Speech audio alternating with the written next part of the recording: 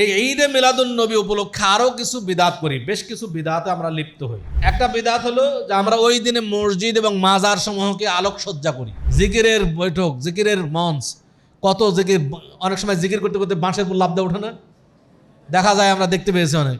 এগুলো কোনো জিকির নয়, এগুলো হলো শয়তানি, এগুলো ইসলামের বিকৃতি। মিলাদ মাহফিলে রাসূলের উপস্থিতি তারা কামনা করে এবং অনেক সময় অনেক জায়গায় দেখা যায় একটা চেয়ার বসিয়ে রাখে, খালি রাখে, যে রাসূল সাল্লাল্লাহু আলাইহি ওয়াসাল্লাম এসে বসবে। এবার আসুন, আমরা এই ঈদে মিলাদুন নবী উপলক্ষে আরও কিছু বিদাত করি, বেশ কিছু বিদাতে আমরা লিপ্ত হই। তার মধ্যে একটা বিদাত হলো যে আমরা ওই দিনে মসজিদ এবং মাজার সমূহকে আলোকসজ্জা করি, আলোকিত করি। যত কবর মাজার আছে, মাজারগুলো আলোকিত করি, আলোকসজ্জা করি, বাতি দিয়ে আলোকসজ্জা করি। মসজিদ এবং ওই দিনে মসজিদ, মাজার এগুলোকে আলোকসজ্জা করা মানে কি? ওই বিদাতকে সম্মান করা। এ ব্যাপারে আল্লাহ রাসূল সাল্লাল্লাহু আলাইহি ওয়াসাল্লামের হাদিস কি? রাসূল সাল্লাল্লাহু আলাইহি ওয়াসাল্লাম বলছেন, ফামান আহদাসা হাদাসান, যে ব্যক্তি একটা বিদাত সৃষ্টি করলো, আওয়া মুহদিসান, অথবা কোন বিদাতিকে আশ্রয় দিল, ফাআলাইহি লানাতুল্লাহি ওয়াল মালাইকাতি ওয়ান নাস আজমাইন, তার উপরে লানত। কার লানত? আল্লাহর লানত, ফেরেশতা মণ্ডলীর লানত এবং সকল মানুষের লানত। লা ইউকবালু মিনহু আদলুন ওয়ালা সারফুন, তার ফরজ এবং নফল কোনো ইবাদতই আল্লাহর নিকটে কবুল হবে না। তাহলে কোনো বিদাতকে সম্মান করা যাবে না। ওই দিনে কবর, মাজার, মসজিদ আলোকসজ্জা করা মানে ওই বিদাতকে সম্মান করা। আরেকটা হাদিস রাসূল সাল্লাল্লাহু আলাইহি ওয়াসাল্লাম বলছেন, লাআনা রাসূলুল্লাহ সাল্লাল্লাহু আলাইহি ওয়াসাল্লাম যায়রাতিল কুবুর, রাসূল সাল্লাল্লাহু আলাইহি ওয়াসাল্লাম কবর জিয়ারতকারিনী, বেশি বেশি যারা, যেই সমস্ত নারী কবর জিয়ারত করে তাদের উপর লানত করেছেন। ওয়াল মুত্তাখিদিনা আলাইহাল মাসাজিদা ওয়াস সুরুজা, এবং যারা কবরের উপরে মসজিদ এবং মসজিদ বানিয়েছে এবং কবরে বাতি জ্বালিয়েছে তাদের উপরে লানত করেছেন রাসূল সাল্লাল্লাহু আলাইহি ওয়াসাল্লাম। অতএব ওই দিনে যারা কবরে বাতি জ্বালায় তাদের উপরে আল্লাহ রাসূল সাল্লাল্লাহু আলাইহি ওয়াসাল্লামের লানত। অথচ রাসূলকে ভালোবেসে বাতি জ্বালাচ্ছে, অথচ তাদের উপরে রাসূলের লানত আছে, এটা তারা কখনোই দেখে না। ওই দিনে কি করে মানুষ? জনে জনে চাঁদা তুলে শিরনি বিতরণ করে। অনেকে যায় না, কত জায়গায় কত জিলাপি বিতরণ হচ্ছে, হ্যাঁ, জিলাপির মাহফিল, মিলাদ হচ্ছে, আর জিলাপি খাওয়ার জন্য যে কত মানুষ শেষ পর্যন্ত মারামারি লেগে যায়, জিলাপি কেউ পেয়েছে আর কেউ পায়নি, এই নিয়ে মারামারি লাগে। অথচ এটা রাসূল সাল্লাল্লাহু আলাইহি ওয়াসাল্লাম, সাহাবায়ে কেরামের জামানায় এই ধরনের কোনো আয়োজন ছিল না। অতএব যেহেতু এটা করা হচ্ছে, সেটা বিদআত। আরেকটা জিনিস করা হয় যে মসজিদে সংঘবদ্ধভাবে জিকির করা হয়। ওই দিনে জিকির, মিলাদুন নবী উপলক্ষে জিকির চলে। জিকিরের যে কত জিকির, যত পীর তত জিকিরের পদ্ধতি, এক এক পীরের এক এক রকম জিকির। এক পীর মনে করছে যে আমার জিকিরের যদি একটা আলাদা পদ্ধতি না হয় তো আমার মান সম্মান থাকে না, এবার নিজে নিজে একটা পদ্ধতি চালু করে, কেউ নাচছে, কেউ কি করতেছে, কত রঙের ঢঙ্গের যা জিকির করে। অথচ আল্লাহ তাআলা বলছেন, ওয়াজকুর রাব্বাকা ফি নাফসিকা তাদাররুআন ওয়া খীফাতান ওয়া দুনাল জাহরি মিনাল কওল বিল গুদুওয়ি ওয়াল আসাল। স্পষ্ট কোরআনের আয়াত যে তোমরা তোমাদের প্রতিপালককে, তোমাদের রবকে স্মরণ করো, জিকির করো, ফি নাফসিকা, মনে মনে, নিজে নিজে, তাদাররুআন, কাকুতি মিনতি করে, ওয়া খীফাতান, এবং ভীতি সহকারে, ওয়া দুনাল জাহরি মিনাল কওল, এবং অনুচ্চ স্বরে, উচ্চ স্বরে নয়, বিল গুদুওয়ি ওয়াল আসাল, সকাল এবং সন্ধ্যায়। তাহলে আল্লাহ তাআলা অনুচ্চ স্বরে, নিজে নিজে, বিনীত চিত্তে, ভীতি সহকারে জিকির করতে বলছেন, আর আমাদের সংঘবদ্ধভাবে জিকির চলছে, জিকিরের বৈঠক, জিকিরের মঞ্চ, কত জিকির, অনেক সময় জিকির করতে করতে বাঁশের উপর লাফ দিয়ে ওঠে না, দেখা যায়, আমরা দেখতে পেয়েছি অনেক। এগুলো কোনো জিকির নয়, এগুলো হলো শয়তানি, এগুলো ইসলামের বিকৃতি।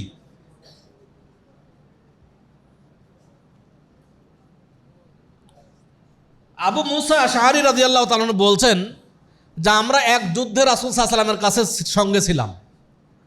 তো যখনই আমরা কোনো উঁচু স্থানে আরোহণ করতাম এবং উঁচু স্থানে থাকতাম, তখন জোরে করে আল্লাহু আকবার বলতাম, তাকবীর বলতাম, জোরে সোরে তাকবীর বলছিলাম। তা আমাদের উচ্চ স্বরে তাকবীর বলা দেখে রাসূল সাল্লাল্লাহু আলাইহি ওয়াসাল্লাম আমাদের নিকটবর্তী হলেন, আমাদের নিকটে আসলেন, এসে বলছেন, ইয়া আইয়ুহান নাস, হে মানব সকল, ইরবাউ আলা আনফুসিকুম, তোমরা নিজেদের প্রতি রহম করো। ফাইন্নাকুম লা তাদউনা আসাম, তোমরা এমন কোন সত্তাকে ডাকছো না যিনি বধির, শুনতে পায় না। তোমরা এমন কোন সত্তাকে ডাকছো না। ওয়ালা গায়েবান, এবং এমন কোন সত্তাকে ডাকছো না যিনি অনুপস্থিত। অনুপস্থিত কোন সত্তাকে ডাকছো না। ইন্নামা তাদউনা সামিআন বাসীরা, বরং তোমরা এমন এক সত্তাকে ডাকছো যিনি সর্বশ্রোতা সর্বদ্রষ্টা, সব শুনছেন সব দেখছেন। দেখো, একটা উচ্চ স্বরে তাকবীর বলা দেখে শুনে রাসূল সাল্লাল্লাহু আলাইহি ওয়াসাল্লাম তাদেরকে বললেন যে তোমরা এমন কোন সত্তাকে ডাকছো না যিনি বধির, শুনতে পায় না। মানে কি? আল্লাহ রাসূল বোঝাইতে চাইলেন যে তোমরা নিম্ন স্বরে জিকির করো, আল্লাহকে স্মরণ করো নিম্ন স্বরে, উচ্চ স্বরে বলতে হবে না। এমন না যে নিম্ন স্বরে বললে আল্লাহ শুনবে না, তা না।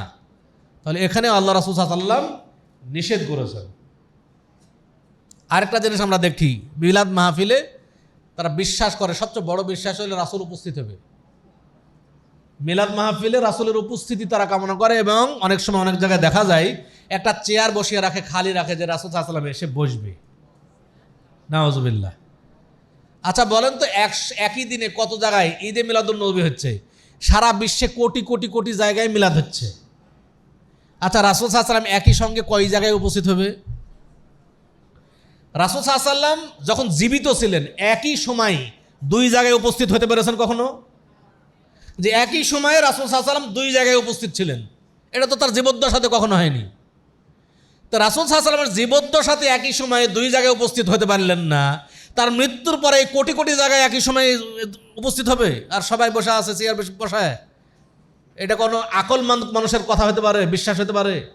যারা আকল জ্ঞান বিবেক কিছুই নেই তারা এটা বিশ্বাস করতে পারে।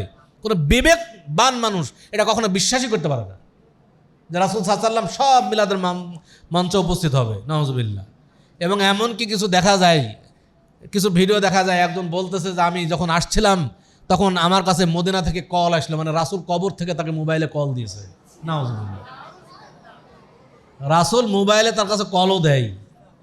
কত ধোঁকাবাজি! মানে ইসলাম নিয়ে যে ধোঁকাবাজি, এত প্রতারণা মানুষের সাথে করা হচ্ছে সেটা বলার অবকাশ নেই। আমরা আমাদের সাধারণ মানুষ যারা আছে আমাদের সচেতন হতে হবে, সচেতন হতে হবে আমাদের, না হলে এই ধরনের বিনা পুঁজির ব্যবসা চলতেই থাকবে। আর একটা যেটা জশ্নে জুলুস বের করা হয় ঈদে মিলাদুন নবী, ঈদে মিলাদুন নবী উপলক্ষে কি করা হয়? জশ্নে জুলুস বের করা হয়, ট্রাকে ট্রাকে মিছিল বের করে চলে যায়। দেখা যাবে যে কত ট্রাক এখান থেকে মিছিল দিচ্ছে। এবং একদিন এই আমচত্বরে দাঁড়িয়ে আছি আর এই ধরনের ঈদে মিলাদুন নবীর মিছিল আসছে ট্রাকে, তো স্লোগান দিচ্ছে, বলছে জিন্দা নবীর আগমন, শুভেচ্ছা স্বাগত। এই আমচত্বরে দাঁড়িয়ে শুনছি জিন্দা নবীর আগমন, শুভেচ্ছা স্বাগত। মানে তারা মনে করে রাসূল সাল্লাল্লাহু আলাইহি ওয়াসাল্লাম এখনো জীবিত আছেন, অথচ রাসূল সাল্লাল্লাহু আলাইহি ওয়াসাল্লাম মৃত্যুবরণ করেছেন। আল্লাহ কোরআনে প্রমাণ দিয়েছেন, কুল ইন্নাকা মাইয়িতুন ওয়া ইন্নাহুম মাইয়িতুন, তুমিও মরণশীল তারাও মরণশীল। মানে কি? মরতেই হবে, যার প্রাণ আছে তার জীবন আছে, তাকে মৃত্যুবরণ করতে হবে। যখন রাসূল সাল্লাল্লাহু আলাইহি ওয়াসাল্লাম মৃত্যুবরণ করলেন, ওমর ইবনুল খাত্তাব রাদিয়াল্লাহু তাআলা এই মৃত্যুর খবর মানতেই পারতেছেন না। তখন আবু বকর রাদিয়াল্লাহু তাআলা কি বললেন?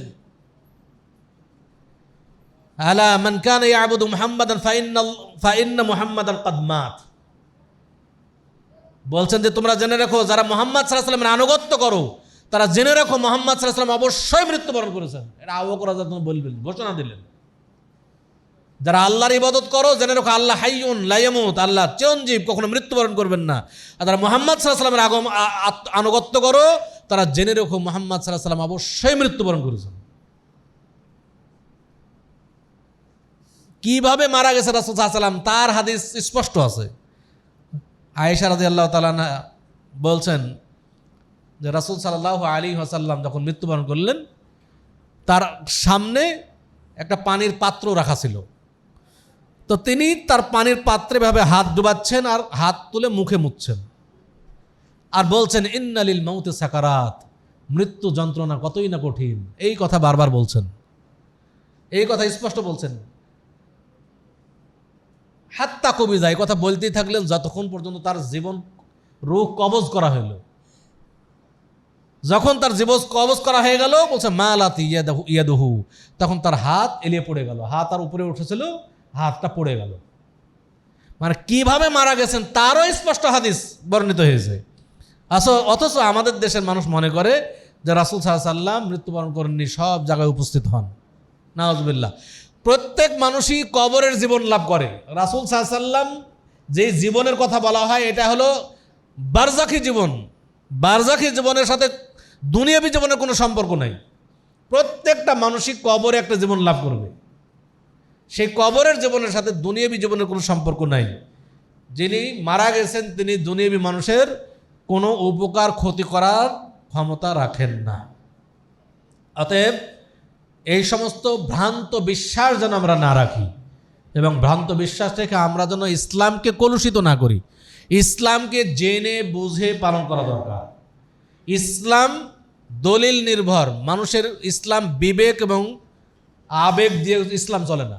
আবেগ দিয়েও ইসলাম চলবে না, বিবেক দিয়েও ইসলাম চলবে না। ইসলাম চলবে দলিল দিয়ে। কারণ আল্লাহ তাআলা ইসলামকে দিন হিসেবে মনোনীত করেছেন, ইসলামের বিধান আল্লাহ তাআলা কোরআন দিয়েছেন, এবং সেই কোরআন কিভাবে মানুষ বাস্তবায়ন করবে তা দেখিয়ে দেওয়ার জন্য নবী মুহাম্মদ সাল্লাল্লাহু আলাইহি ওয়াসাল্লামকে রাসূল হিসেবে, নবী হিসেবে পাঠিয়েছেন। অতএব ইসলাম পালন করতে হবে আল্লাহর বিধান কোরআন অনুযায়ী, এবং নবী মুহাম্মদ সাল্লাল্লাহু আলাইহি ওয়াসাল্লামের প্রদর্শিত পদ্ধতিতে ইসলাম চলবে। নিজের মন মতো ইসলাম পালন করার কোনো সুযোগ ইসলামে নাই। আল্লাহ তাআলা আমাদের সকলকে বুঝার তৌফিক দান করুন। আমরা এমন কিছু যেন না করি যা নেকির পরিবর্তে পাপের কাজ হয়ে যায়। আমরা যেন দুনিয়াতে এমন কিছু না করি নেকি পর উদ্দেশ্যে যা জাহান্নামের কারণ হয়ে যায়। আমরা সবসময় ইসলামকে জেনে বুঝে পালন করার চেষ্টা করব। আমরা সবাই একটু লেখাপড়া করার চেষ্টা করব, কারণ রাসূল সাল্লাল্লাহু আলাইহি ওয়াসাল্লাম বলছেন তালাবুল ইলমি ফারিদাতুন আলা কুল্লি মুসলিমিন, প্রত্যেক মুসলিমের জন্য ইলম অর্জন করা ফরজ। অতএব আমরা জেনে বুঝে পালন করার চেষ্টা করব ইনশাআল্লাহ। যে বিষয়টি আলোচনা করা হলো এই সুন্নাত বিদআত এবং এর যাবতীয় বিষয়, সুন্নাত বিদআতে হাসানা, সুন্নাত মানে যে কথা বলা হয় বিদআতকে দুই হাসানা সাইয়্যা ভাগ করা হয়, এবং প্রচলিত যত বিদআত আছে সেগুলো সার্বিক আলোচনা এবং তাদের বিদআতীদের তাদের পক্ষে পেশকৃত দলিলের জবাব সহ এই কিতাবটিতে সব রচিত হয়েছে। আমার এই লিখিত কিতাব সুন্নাত ও বিদআত, হক বাতিলের দ্বন্দ্ব। এই কিতাবটা পড়লে আজকের আলোচনাও পুরাটাই এই কিতাবের মধ্যে আছে। সবাই আমরা এই কিতাবটিও দেখার চেষ্টা করবো ইনশাআল্লাহ। আত্মাহারিক টিভি, ওহির আলোয় উদ্ভাসিত জীবনের জন্য।